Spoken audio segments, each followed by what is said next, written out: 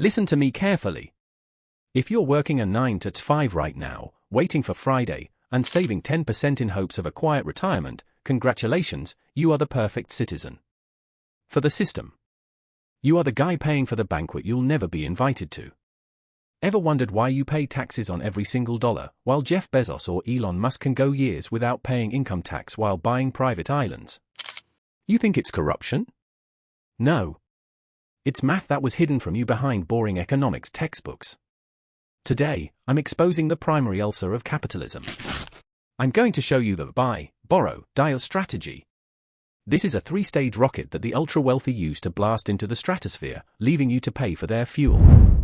We'll break down how to live like a king, spend millions, and officially be broke in the eyes of the taxman. This video will rewrite your hard drive. Either you learn the rules of the game, or you stay a pawn. Let's go. Let's start with the basics. What is your problem? You are selling your time. You are trading the hours of your life for pieces of paper. And here's the trap: income tax is the highest tax in the world. The government takes 13, 20, 30, sometimes 50% from you before you even see the money. You work for the man, you pay tax. Then you go to the store and pay VAT. Then you buy a house and pay property tax. You are paying for the right to breathe. Your work harder strategy is like trying to run up a down escalator. The rich do not work for a salary. Remember that. A salary is a trap for the middle class. While you focus on how much you are paid, you lose. Sigma level is focusing on what you owe WN. Step 1 is buy. But there's a nuance. If you buy stocks that pay high dividends, you're a fool. Why? Because dividends are income. And income is a tax. The rich buy things that grow silently. This is called unrealized gains. Imagine you bought a plot of land in the desert for $100,000. 20 years pass, a city is built there, and your plot is worth $100 million.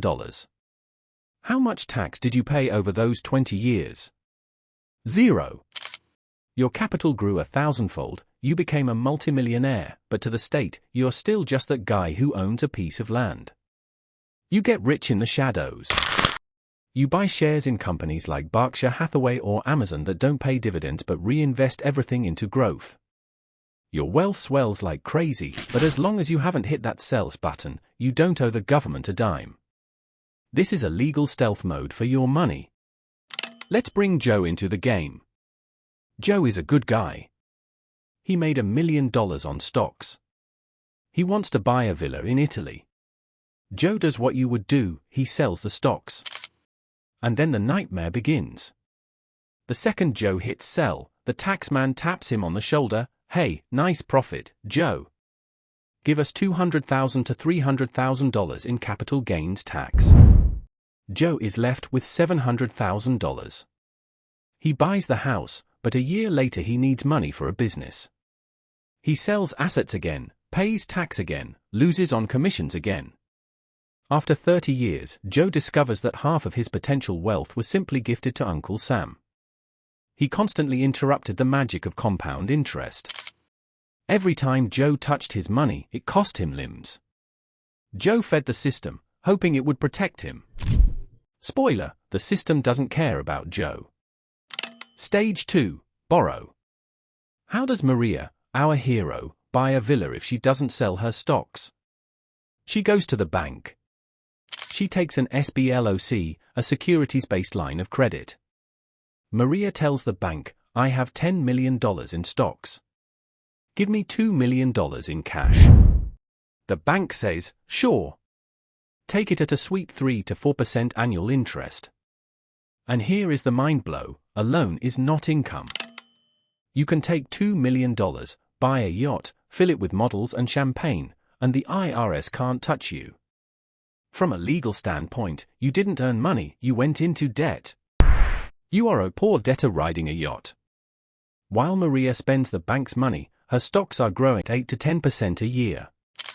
The growth of the stocks covers the interest on the loan. She gets richer by spending the bank's money. This is financial kung fu. Let's compare the finish line. After 30 years, Joe, who sold everything and paid taxes, is left with about $2 million. He was always stressed and pinching pennies. Maria, in those same 30 years, never paid taxes once. Her portfolio grew to $15 million. Yes, she has a $3 million debt to the bank. $12 million. She lived 5 times better than Joe, owned assets 7 times larger than Joe, and officially never worked a day. Maria realized that debt isn't shackles, it's a lever. If your asset grows faster than the interest on the loan, you've beaten the system. You're playing 3D chess while others play checkers. Maria used the bank's greed to her advantage, while Joe used his own fear to his disadvantage. And here's the finale. Stage 3, die. Death is the only tax the rich have learned to delete. There is a loophole called stepped-up basis. When Maria passes away, her children inherit the stocks. And, magic, the cost basis of the stocks for the IRS is reset to the market price on the day of her death. All the profit Maria accumulated over 50 years, all those millions of dollars in owed taxes, they simply vanish. The heirs sell a portion of the stocks, tax-free, pay off Maria's bank loan, and keep the remaining $10 million clean. The state got nothing. The family got everything. This is the legal way to pass power and money through generations.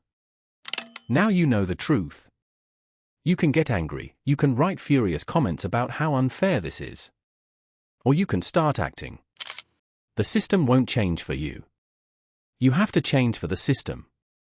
Stop chasing a high salary. Start chasing assets. Stop being Joe. Become Maria.